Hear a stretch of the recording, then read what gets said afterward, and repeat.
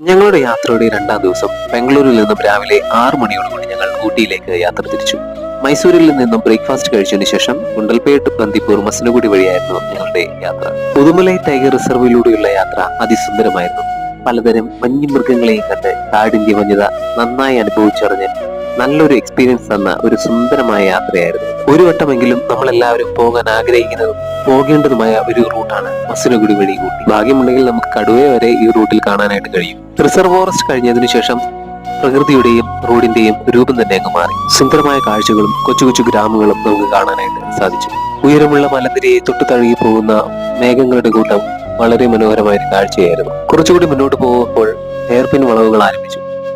Hairpin വളവുകൾ കഴിയുന്തോറും നമ്മൾ ഊട്ടിയോടെ കൂടുതൽ അടുത്തുകൊണ്ടിരുന്നു. ഓരോ ഹെയർപിൻ വളവ് കഴിയുന്തോറും ഊട്ടിയുടെ സൗന്ദര്യം കൂടിക്കൂടി വരുന്നതായിട്ട് തോന്നി.